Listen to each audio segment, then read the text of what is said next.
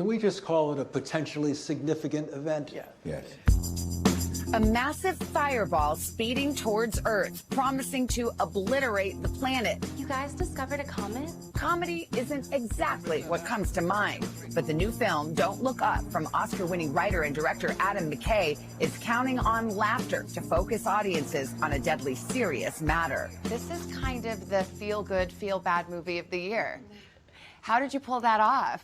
It's a pretty good description. We made this movie during the pandemic, before there was even a vaccine. So I think we were all in the mood to laugh because things were so grim. But at the same time, we needed to feel some other feelings as well. Put the moment of impact on a diet app. So impact is when my diet ends. Leonardo, DiCaprio, and Jennifer Lawrence lead a star-studded cast as two astronomers trying to sound the alarm on the comet that will soon wipe out the world. A not-so-subtle allegory for a real threat, climate change. After seeing the movie last night, something kind of resonated in me. It's how we process bad news and how it becomes a debate, how truth and facts can be distorted or politicized. This was originally, a metaphor for the climate crisis, and then COVID hit, and then a whole new wave of denial of science. It was amazing to witness what was going on in real time as we were making this movie. I mean, we were sitting there trying to explain science as Fauci was doing the same thing. It was a bizarre experience. You've said, Leo, you feel like it cracks the code. You also said yesterday, I think, that you were a little bit of a Debbie Downer on this issue. I mean, it's hard not to feel a little bit hopeless. If you do a film about climate change, it's nearly impossible to get people to get a sense of urgency and hold a mirror to our culture and media and politics and all of these things. And I just felt like this was an incredible gift to be a part of a movie that encapsulated exactly what we're going through at this particular moment in time. But yeah, I am a bit of a Debbie Downer because the clock is absolutely ticking. How big is this thing going? Can it destroy my ex-wife's house? Is that possible? There's a 100% chance that we're all going to die. Jennifer, your role is the first who gets to really just say, this is insanity. Did that just feel great?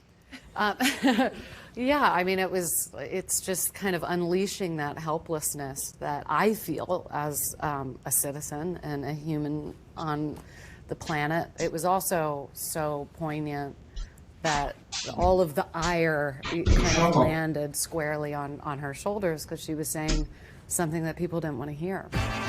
During filming, before she was pregnant, Lawrence took her approach of getting into character to a new high. Before the movie started, there was a lot more in the script. Kate DiBiase was high pretty much the whole time. We thought if there was a scene where I wasn't talking, it could be funny to actually just see that kind of just glassy stare. There was one scene where she definitely was like, am I going to speak tonight? I was like, no, you're not. She's like, I'm going to try it because it does fit the character. And the whole night, I was so tempted to go on the mic and say, hey, let's improvise a monologue. And I realized how mean it would be, and I did not do it. Thank you for not doing it. Out of love and respect for Miss Lawrence. Thank you for not, Yeah. It would have been just oh my God. Sobering. Oh, I would have, yeah, sobering. And she was next to Meryl Streep. I was next to Meryl Streep. What was it like to be with Meryl Streep? Because I know she's an idol of everyone's. Her improvisation was incredible too. Shooting this during COVID and having the mind of Adam McKay sort of speak through a loudspeaker. And we were this sort of nerdy scientists just trying to react to this onslaught of different directions that the scenes would go at any given time because he really created an atmosphere where anything goes. Not a lot of rehearsal, just get into the room and go at it. And of course, Meryl was incredible to work with. There will be magnitude 10 or 11 earthquakes. You're breathing weird. It's making me uncomfortable. I'm sorry, I'm just trying to articulate the science. I know, but it's so stressful. I heard Jonah Hill ad-libbed a lot of those lines. Oh, yeah.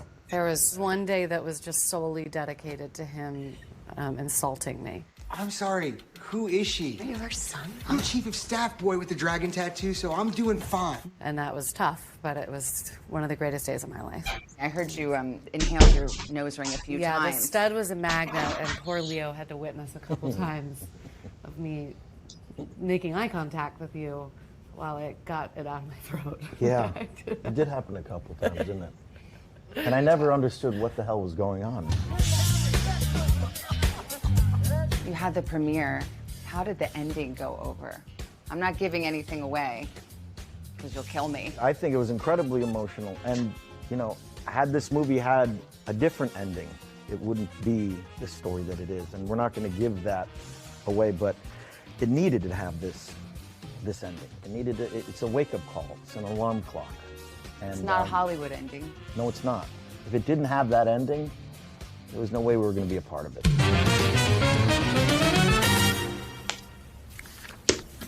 Well, Adam McKay actually wrote that script before the pandemic, but then they had to pause everything. And then once he saw reality and he went back to the script, he said, this is not crazy enough. Wow. It has to be even crazier to make it funny because reality has just become so crazy. The movie's called Don't Look Up. It's in theaters today. You can catch it on Netflix if you want to stream it starting on Christmas Eve. And even though the subject is very serious, it is truly hilarious. Yeah, and Jim Hill's You funny. said it was pretty funny.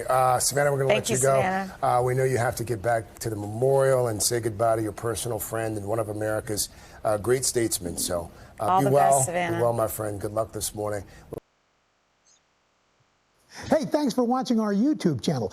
Find your favorite recipes, celebrity interviews, uplifting stories.